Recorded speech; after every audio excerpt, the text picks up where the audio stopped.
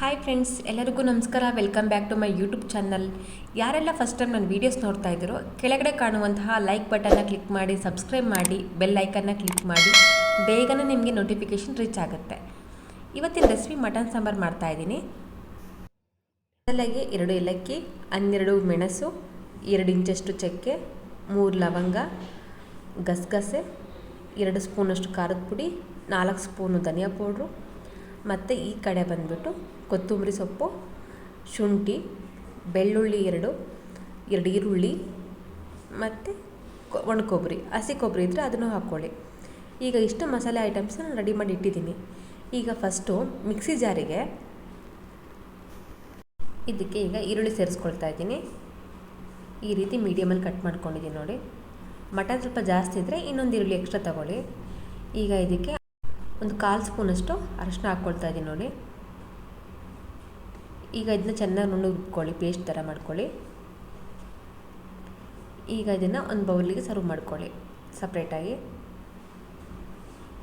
ನೋಡಿ ಈ ರೀತಿ ನುಣ್ಣಗಾಗಬೇಕು. ಸ್ವಲ್ಪ ನೀರು ಸೇರಿಸ್ಕೊಂಡ್ಬಿಟ್ಟು ನುಣ್ಣಗೆ ರುಬ್ಕೊಬೇಕು.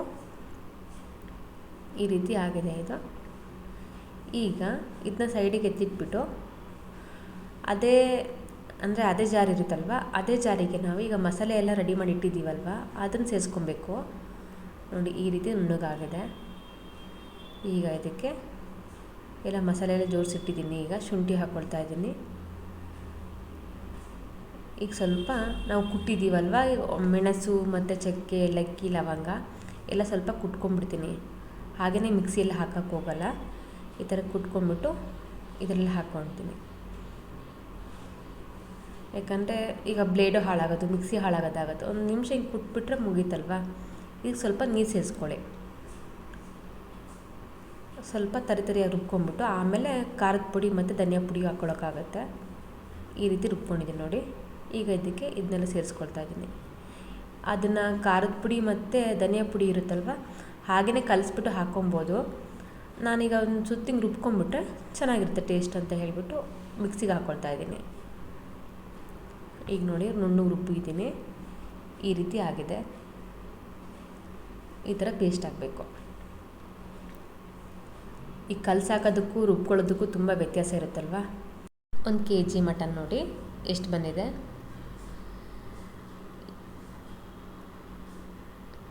ಒಂದು kg ಮಟನ್ ಅಂದರೆ ಇಷ್ಟು ಕೂಡ ಇರೋದಿಲ್ಲ. ಅದರಲ್ಲಿ ಬರೇ ಇನ್ನೊಂದು ಸ್ಕಿನ್ ಥರ ಇರುತ್ತಲ್ವ, ಅದನ್ನ ಮಾತ್ರ ಹಾಕ್ಸ್ಕೊಂಬಂದಿರೋದು. ಇದನ್ನು ಈಗ ಮೂಳೆ ಅದೆಲ್ಲ ಹಾಕ್ಸ್ಕೊಂಬಂದಿಲ್ಲ ನೋಡಿ. ಇಷ್ಟು ಬಂದಿದೆ. ಇದರಲ್ಲಿ ಏನೂ ಎಕ್ಸ್ಟ್ರಾ ಐಟಮ್ಸ್ ಏನೂ ಹಾಕಿರಲ್ಲ, ಲಿವರ್ ಹಾಕಿರಲ್ಲ, ಎಂಥದ್ದು ಹಾಕಿರಲ್ಲ, ಸ್ಕಿನ್ ಮಾತ್ರ. ಹಳ್ಳಿಗಳಲ್ಲಾದರೆ ಪ್ರತಿಯೊಂದು ಐಟಮ್ನು ಇಷ್ಟಿಷ್ಟ ಕಟ್ ಮಾಡಿಬಿಟ್ಟು ಎಲ್ಲನೂ ಸೇರಿಸಿರ್ತಾರೆ ಮಟನಲ್ಲಿ. ನೋಡಿ ಎಷ್ಟು ನೀಟಾಗಿದೆ. ಬಟ್ ಮಟನ್ನು ಕೂಡ ತುಂಬ ಚೆನ್ನಾಗಿದೆ. ನೋಡಿದ್ರೇ ಗೊತ್ತಾಗುತ್ತಲ್ವ ಮಟನ್ ಎಷ್ಟು ನೀಟಾಗಿದೆ ಅಂತ ಹೇಳ್ಬಿಟ್ಟು. ನೋಡಿ ತುಂಬ ನೆನೆ ಕೂಡ ಚೆನ್ನಾಗಿದೆ. ಅಂದರೆ ಜಾಸ್ತಿ ಕೊಲೆಸ್ಟ್ರಾಲ್ ಇರುತ್ತಲ್ವ, ಅದು ಜಾಸ್ತಿ ಒಳ್ಳೆಯದಿಲ್ಲ ಆರೋಗ್ಯಕ್ಕೂ ಕೂಡ. ಬಟ್ ಚೆನ್ನಾಗಿದೆ ಮಟನ್ನು. ಈಗ ಕುಕ್ಕರಿಗೆ ಸ್ವಲ್ಪ ಎಣ್ಣೆ ಹಾಕಿದ್ದೀನಿ. ಮಟನ್ನ ಆಲ್ರೆಡಿ ತೊಳೆದ್ಬಿಟ್ಟು ಕಟ್ ಮಾಡಿ ಇಟ್ಕೊಂಡಿದ್ದೀನಿ ಸೈಡಲ್ಲಿ. ಎಣ್ಣೆ ಕಾದಿದೆ. ಈಗ ಇದಕ್ಕೆ ನಾನು ಮಟನ್ನು ಕೂಡ ಸೇರಿಸ್ಕೊಳ್ತಾ ಇದ್ದೀನಿ ನೋಡಿ. ಯಾವುದನ್ನೇ ಆಗಲಿ ಈಗ ಫಸ್ಟು ಮಟನ್ ಮಾತ್ರ ಕಟ್ ಮಾಡಿದ್ಮೇಲೆ ತೊಳೀರಿ. ಆವಾಗ ಸ್ಟಾರ್ಟಿಂಗ್ ತೊಳೆದ್ಬಿಟ್ರೆ ನಾವು ಕಟ್ ಮಾಡೋಕ್ಕೆ ಸೆಟ್ ಆಗೋಲ್ಲ, ಜಾರುತ್ತೆ. ಹಾಗಾಗಿ ಎಲ್ಲ ಕಟ್ ಮಾಡಿ ಇಟ್ಟಿದ್ದೆ. ಈಗ ಎಲ್ಲ ಚೆನ್ನಾಗಿ ಮಿಕ್ಸ್ ಮಾಡ್ಕೊಳ್ಳಿ ನೋಡಿ. ಎಣ್ಣೆಲಿರುತ್ತಲ್ವ, ಬೇಗನೆ ಸ್ವಲ್ಪ ಕುಕ್ಕರಿಗೆ ಅಂಟ್ಕೊಂಡ್ಬಿಡುತ್ತೆ. ಸ್ವಲ್ಪ ಮಿಕ್ಸ್ ಮಾಡ್ಕೊಂಬಿಟ್ರೆ ಎಣ್ಣೆ ಇರೋದ್ರಿಂದ ಅಂಟೋದೇ ಇಲ್ಲ. ಈ ರೀತಿ ನೀಟಾಗಿ ಮಿಕ್ಸ್ ಮಾಡ್ಕೊಳ್ಳಿ. ಈಗ ಇಷ್ಟಕ್ಕೆ ನಾವೀಗ ರುಬ್ಬಿದ್ವಲ್ಲ ಅರಿಶಿನ ಮತ್ತು ಈರುಳ್ಳಿನ ಕೂಡ ಸೇರಿಸ್ಕೊಬೇಕಾಗತ್ತೆ. ಯಾಕಂದರೆ ಚೆನ್ನಾಗಿರುತ್ತೆ ಸ್ಟಾರ್ಟಿಂಗಲ್ಲೇ ಬಾಯ್ಲ್ ಮಾಡಿದರೆ. ನೋಡಿ ಈಗ ಸ್ವಲ್ಪ ಫ್ರೈ ಆಗಲಿ ಅಂತ ಬಿಟ್ಟಿದ್ದೀನಿ. ಕುದೀತಾ ಇದೆ ಎಣ್ಣೆ ಮತ್ತು ಮಟನ್ನು. ಇದು ಸ್ವಲ್ಪ ಮಿಕ್ಸ್ ಮಾಡ್ಕೊಂಬಿಡಿ.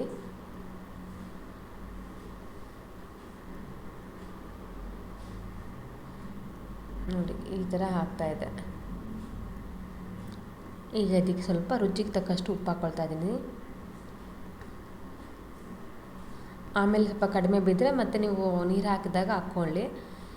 ಈಗ ಇದಕ್ಕೆ ಅದು ಅರಶಿನ ಈರುಳ್ಳಿ ಇದೆಯಲ್ವ ಅದನ್ನು ಸೇರಿಸ್ಕೊಳ್ತಾ ಇದ್ದೀನಿ.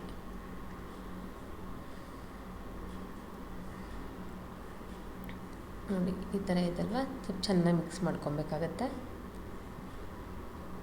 ನೀವು ಬರೀ ಅರಶಿನ ಈರುಳ್ಳಿ ಮತ್ತು ಉಪ್ಪು ಸೇರಿಸ್ಕೊಂಬಿಟ್ಟು ಬರೀ ಅರಶಿನ ತುಂಡು ಅಂತ ಹೇಳ್ಬಿಟ್ಟು ಮಾಡ್ಕೊಂಡು ದೋಸೆ ಮಾಡ್ಕೊಂಡು ತಿಂತಾರೆ, ಅದು ತುಂಬ ಚೆನ್ನಾಗಿರುತ್ತೆ ಟೇಸ್ಟು.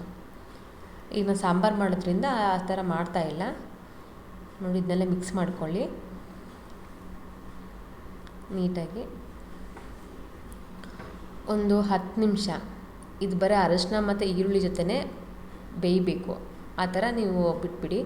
ಪ್ಲೇಟ್ ಮುಚ್ಚಿ ಚೆನ್ನಾಗಿ ಬೇಯುತ್ತಲ್ವ, ಚೆನ್ನಾಗಿ ಸೆಟ್ ಆಗುತ್ತೆ ಈರುಳ್ಳಿದು. ನೋಡಿ ಈ ರೀತಿ ಆಗಿದೆ.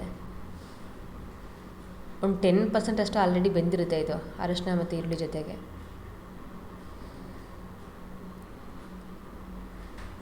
ಈಗ ಇದಕ್ಕೆ ನಾವು ರುಬ್ಬಿದ್ದೀವಲ್ವ ಮಸಾಲೆ ಖಾರ, ಅದನ್ನ ಈಗ ಸೇರಿಸ್ಕೊಬೇಕಾಗತ್ತೆ ನೋಡಿ.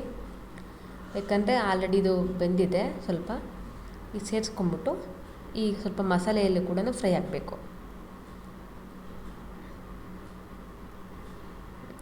ಇದನ್ನೆಲ್ಲ ಹಾಕ್ಕೊಳ್ತಾ ಇದ್ದೀನಿ. ಈಗ ಸ್ವಲ್ಪ ಇದನ್ನೆಲ್ಲ ಹಾಕ್ಕೊಂಡ್ಬಿಟ್ಟು ಸ್ಪೂನ್ ತಗೊಂಡು ಚೆನ್ನಾಗಿ ಮಿಕ್ಸ್ ಮಾಡ್ಕೊಳ್ಳಿ.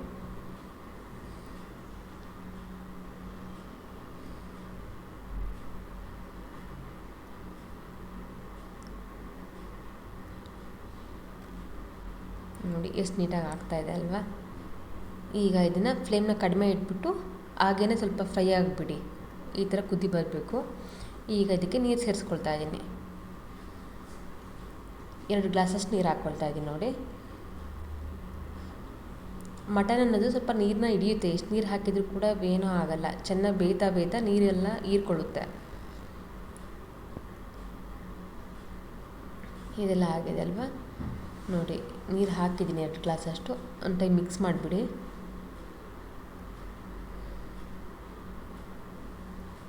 ಈಗ ಕುಕ್ಕರ್ದು ಲಿಡ್ನ ಕ್ಲೋಸ್ ಮಾಡಿ ನಿಮ್ಗೆ ಎಷ್ಟು ವಿಸಿಲ್ ಬೇಕು ಅಂತ ಹೇಳ್ಬಿಟ್ಟು ನೋಡ್ಕೊಂಬಿಟ್ಟು ಹಾಕ್ಸ್ಕೊಳ್ಳಿ. ನಾನು ಈಗ ಅದಕ್ಕೆ ಒಂದು 5 ವಿಸಿಲ್ ಹಾಕಿಸ್ತೀನಿ.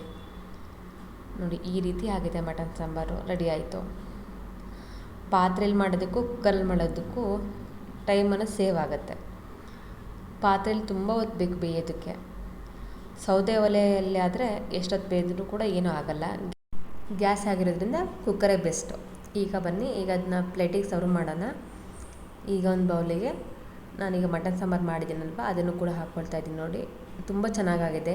ಇದಕ್ಕೂ ಮುದ್ದೆಗೂ ಸೆಟ್ ಆಗುತ್ತೆ, ಚಪಾತಿಗೂ ಸೆಟ್ ಆಗುತ್ತೆ, ಅನ್ನಕ್ಕೂ ಸೆಟ್ ಆಗುತ್ತೆ. ಆ ರೀತಿ ಹದಕ್ಕೆ ಮಾಡ್ಕೊಬೇಕು. ತುಂಬ ನೀರಲ್ಲಿ ಬೇಡ, ತುಂಬ ಗಟ್ಟಿಯಾಗೂ ಬೇಡ. 1 kg ಮಟನ್ ಅನ್ನೋದು ಎಷ್ಟಿರುತ್ತೆ ಹೇಳಿ. ಹಾಗಾಗಿ ನೋಡಿ ಎಷ್ಟು ನೀಟಾಗಿ ಮಾಡಿದ್ದೀನಿ. ಸಿಂಪಲಾಗಿ ಮಾಡ್ಕೊಳ್ಳಿ, ಒಂದು ದಿನಕ್ಕಾಗಷ್ಟು. ಈಗ ನಾನು ಇದಕ್ಕೆ ಕಾಂಬಿನೇಷನ್ ಚಪಾತಿ ಮಾಡಿದ್ದೀನಿ. ಮೊಸರು ಬಜ್ಜಿ ಕೂಡ ರೆಡಿಯಾಗಿದೆ.